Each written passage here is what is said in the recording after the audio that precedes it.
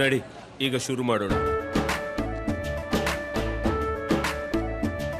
ಕೇಸರಿಯಿಂದ ಮನೋಲ್ಲಾಸ ಮನಸ್ಸು ಮತ್ತೇರಿ ಕುಣಿದಾಡಿದೆ ನೋಡು, ಮನಸ್ಸು ಮತ್ತೇರಿ ಕುಣಿದಾಡಿದೆ ನೋಡು. ಕ್ಷಣ ಕ್ಷಣವೂ ಆಚರಿಸಿ ಕೇಸರಿ ಹಬ್ಬ. ವಿಮಲ್ ಬಾಯಲ್ಲಿ ಹೇಳಿ ಕೇಸರಿ. ತಮ್ಮ ಸೊಸೆಯ ಗೆಲುವಿನ ಬಗ್ಗೆ ಶಾಮನೂರು ಶಿವಶಂಕರಪ್ಪ ಬೆಟ್ ಕಟ್ಟಿದ್ರು ಅನ್ನೋ ವಿಚಾರಕ್ಕೆ ಸಂಬಂಧಪಟ್ಟಂತೆ ಇದೀಗ ಆ ಕಾಂಗ್ರೆಸ್ ಶಾಸಕರ ವಿರುದ್ಧ ಆರೋಪ ಬಂದಿರತಕ್ಕಂಥದ್ದು. ಏನು ಶಾಮನೂರು ಶಿವಶಂಕರಪ್ಪನವರೇ ಬೆಟ್ ಕಟ್ಟಿದ್ರು ಅಂತ ಅಷ್ಟೊಂದು ಹಿರಿಯ ಮುಖಂಡರು ಅವರು ಕಾಂಗ್ರೆಸ್ಸಲ್ಲಿ. ಅವರು ಇಂಥ ಮಾತಾಡಿದ್ರ ಅಂತ ಆಶ್ಚರ್ಯ ಆಗುತ್ತೆ. ಯಾಕಂದ್ರೆ ಚುನಾವಣಾ ನೀತಿ ಸಮೇತ ಇನ್ನೂ ಕೂಡ ಜಾರಿನಲ್ಲಿದೆ. ರಿಸಲ್ಟ್ ಬರೋವರೆಗೂ ಹಾಗೆಲ್ಲ ಮಾತಾಡ್ತಾರಾ? ಇಷ್ಟು ಸೀನಿಯರ್ ಲೀಡರ್ ಆಗಿದ್ದು ಯಾಕೆ ಹಿಂಗೆ ಹೇಳ್ಬಿಟ್ರು ಅನ್ನೋಂಥ ಪ್ರಶ್ನೆ ಬರುತ್ತೆ. ದಾವಣಗೆರೆಯಲ್ಲಿ ಶಾಮನೂರು ಶಿವಶಂಕರಪ್ಪ ತಮ್ಮ ಸೊಸೆಯ ಗೆಲುವಿನ ವಿಚಾರವಾಗಿ ಬೆಟ್ ಕಟ್ಟಿದ್ರು. ₹1 ಬೆಟ್ ಕಟ್ತೀನಿ ನಾನು, ನೀವು 100 ಕೋಟಿ ರೂಪಾಯಿ ಬೆಟ್ ಕಟ್ಟಿಬೇಕಾದ್ರೆ ನನ್ನ ಸೊಸೆ ಗೆಲ್ತಾರೆ ಅಂತ ಹೇಳಿದ್ರು ಅನ್ನೋಂಥ ಒಂದು ಆರೋಪ ಕೇಳಿ ಬರ್ತಾ ಇದೆ. ಈಗ ಬಿಜೆಪಿ ಅದಕ್ಕೆ ಆಕ್ಷೇಪ ವ್ಯಕ್ತಪಡಿಸಿದೆ. ಚುನಾವಣಾ ನೀತಿ ಸಂಹಿತೆಗೆ ಅದು ಅಡ್ಡಿ ಬರುತ್ತೆ. ಚುನಾವಣಾ ನೀತಿ ಸಮಿತಿಯ ಅಡಿಯಲ್ಲಿ ಇದು ತಪ್ಪು ಅನ್ನೋಂಥದ್ದನ್ನು ಕ್ರಮ ಕೈಗೊಳ್ಳಬೇಕು ಅನ್ನೋಂಥದ್ದನ್ನು ಹೇಳ್ತಾ ಇದೆ ಬಿಜೆಪಿ ಮಾಜಿ ಜಿಲ್ಲಾಧ್ಯಕ್ಷ ಯಶವಂತರಾವ್ ಜಾಧವ್ ಈ ಆರೋಪ ಮಾಡಿದ್ದಾರೆ.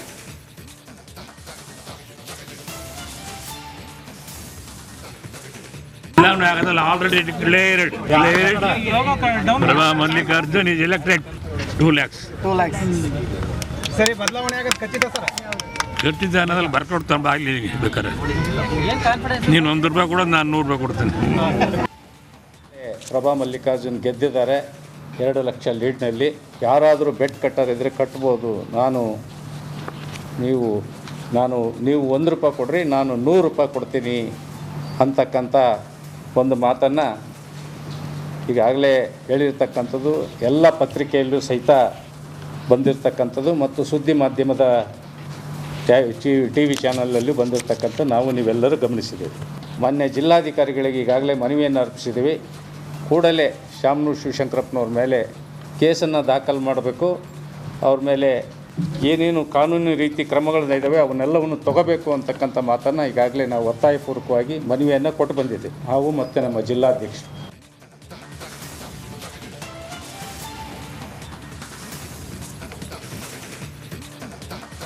ಅಡ್ವೊಕೇಟ್ ಚೈತ್ರಾ ಗೌಡ ಸಾವಿನ ಹಿಂದೆ ಹಲವು ಅನುಮಾನಗಳು ಈಗ ಕಾಡ್ತಾ ಇರೋದು. ಚೈತ್ರಾ ಆತ್ಮಹತ್ಯೆ ಮಾಡಿಕೊಳ್ಳುವ ಮಹಿಳೆ ಅಲ್ಲ ಅನ್ನುವಂತಹ ಮಾಹಿತಿ ಒಂದು ಕಡೆ. ಸಾಕಷ್ಟು ಚಟುವಟಿಕೆಗಳಲ್ಲಿ ಚೈತ್ರಾ ಅವರು ಸಕ್ರಿಯರಾಗ್ತಾ ಇದ್ರು. ತಮ್ಮ ವೃತ್ತಿ ಮಾಡಲಿಂಗ್ ಅಲ್ಲ, ಸ್ಪೋರ್ಟ್ಸ್ನಲ್ಲೂ ಕೂಡ ಅವರು ಭಾಗಿಯಾಗ್ತಾ ಇದ್ರು.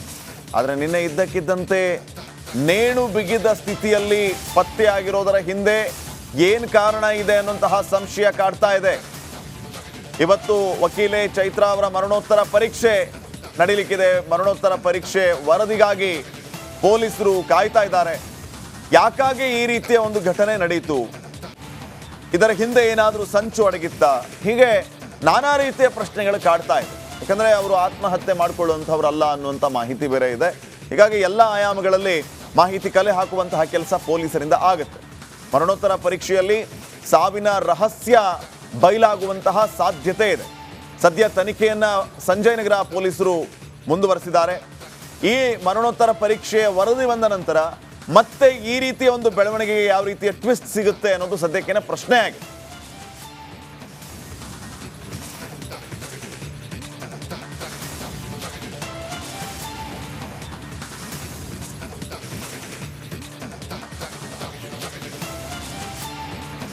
ನೋಡಿ, ವಕೀಲೆ ಚೈತ್ರಾ ವಿಚಾರಕ್ಕೆ ಸಂಬಂಧಪಟ್ಟಂತೆ ಈಗ ಪೊಲೀಸರಂತೂ ತನಿಖೆಯನ್ನು ಮುಂದುವರೆಸಿದ್ದಾರೆ. ಮರಣೋತ್ತರ ಪರೀಕ್ಷಾ ವರದಿ ಬರಬೇಕಾಗಿದೆ. ಆ ಮರಣೋತ್ತರ ಪರೀಕ್ಷಾ ವರದಿಗಾಗಿ ಪೊಲೀಸರು ಕಾಯುತ್ತಿದ್ದಾರೆ. ಈ ವರದಿ ಬಂದ ನಂತರ ಮತ್ತೆ ಈ ಪ್ರಕರಣಕ್ಕೆ ಯಾವ ರೀತಿಯ ಟ್ವಿಸ್ಟ್ ಸಿಗುತ್ತೆ ಅನ್ನೋದು ಸದ್ಯಕ್ಕಿನ ಪ್ರಶ್ನೆ ಆಗಿದೆ. ಮರಣೋತ್ತರ ಪರೀಕ್ಷೆಗಾಗಿ ಪೊಲೀಸರು ವೇಟ್ ಮಾಡ್ತಿದ್ದಾರೆ.